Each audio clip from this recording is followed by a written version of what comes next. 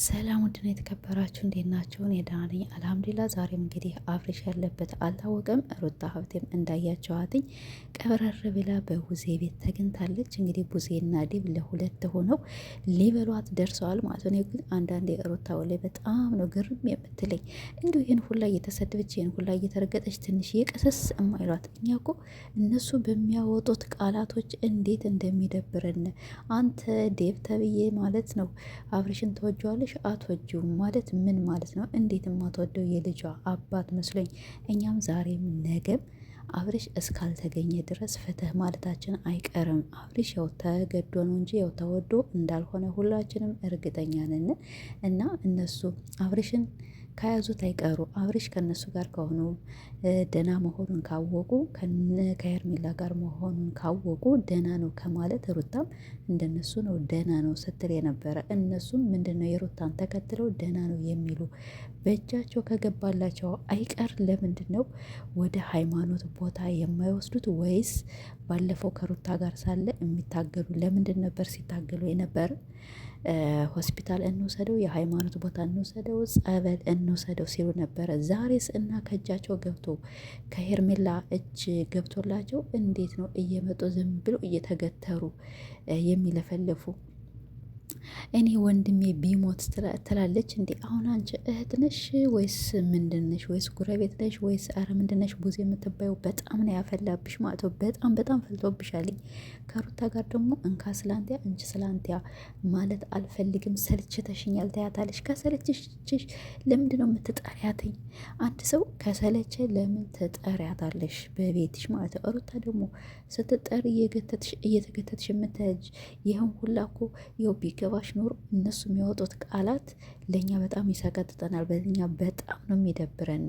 ተገትረሽ ቆመሽ ምንድን ነው የምትሰደቢ? እኔ እውነት ነው የሆነ የባል ቤተሰቦች በአሽሙር የሚናገሩት ነገርና ያው እነሱ በቀጥታ እየተናገሩ ነው። ስለዚህ ሩታን አድርጋ የምታረጋትኝ እኔ ከአንቺ ጋር ሰልችቶኛል ትላታለች እንዴ? ሩታ ሲህን ነገር ቃላት እየተባልሽ ያው እኛ እንረዳለን እኮ ቡዜ የምትናገረው እና ሩታ የምትመልሰውን ነገር ሀገር ይፍረድልሽ አለቻትኝ። እኔ ምንም አያገባኝም አለቻትኝ። እኛማ እየፈረነ ነው የቡዜ ቃላት የምታወጣው ነገር። ይሄ ሁለት ማነው ቡዜና ዴብ የሚባሉ ወላይ አስመሳዮች ከባድ ሰዎች የሚረጩትና የሚያወጡት ቃላቶች አውዙ ቢላ። እና ሄርሜላ ደግሞ አፍነሽ ይዘሽ ልጁን ልቀቂው፣ ልጁን ለቀቅ አድርጊው። በጣም እሱ ታማልኝ አይደለም ኑ ውሰዱኝ ድምፁ ይሄን ያህል እስከሚዘጋ ድረስ ካልተመቸው። አንድ ሰው ግን ታሞ ቢላሂ መዝናኛ ቦታ ይሄዳል እንዴ?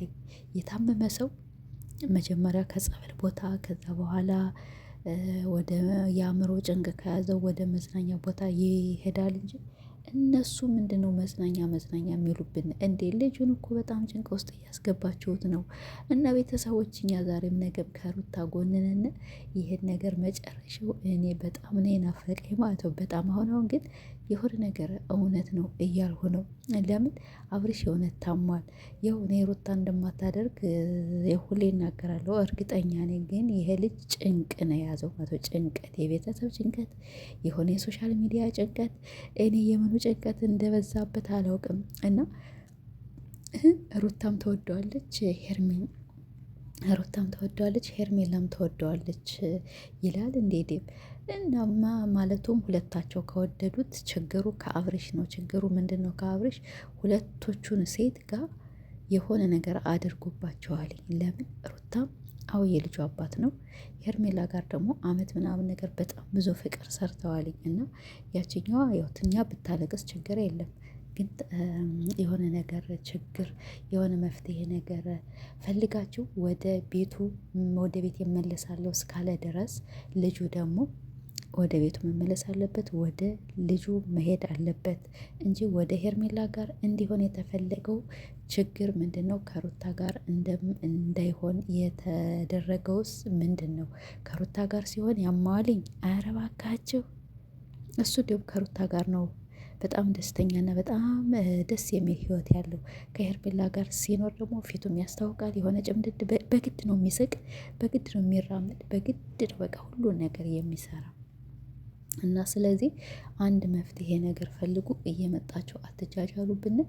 ቡዜ ደግሞ በጣም አፍልተሻል። እባክሽ እባክሽ የምትናገሪውን ነገር ትልቅ ነሽ፣ ዋጥ ያልሽ ነሽ። የምታወጪውን ቃላቶች እየመረጥሽ ሰው ያስከፋል አያስከፋም። ቢያንስ እኮ የልዑል እናት መሆኗን በደንብ አርገሽ አውቅሽ አይደለ?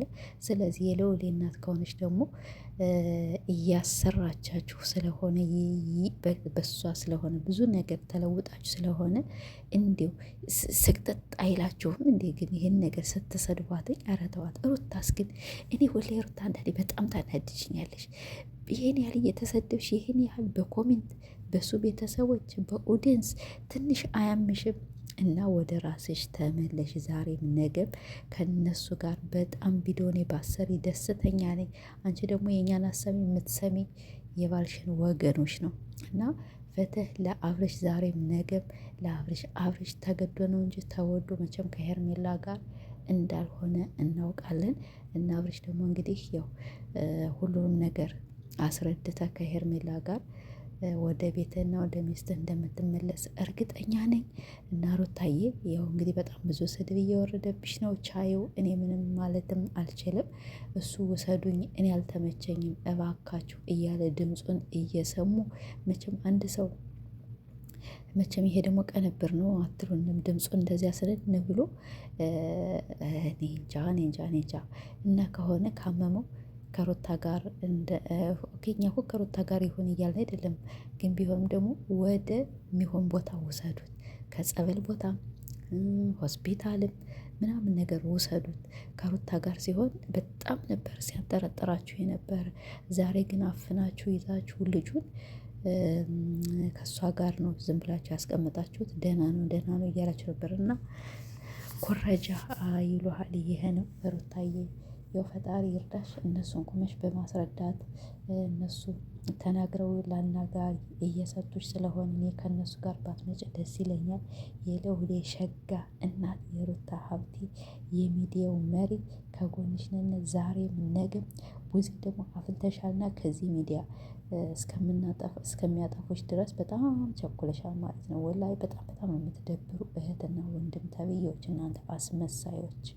ቢያንስ እኮ ሩታ እኮ ልጅሽ ትሆናለች፣ ሲሆንም ታከብሪያት ነበር።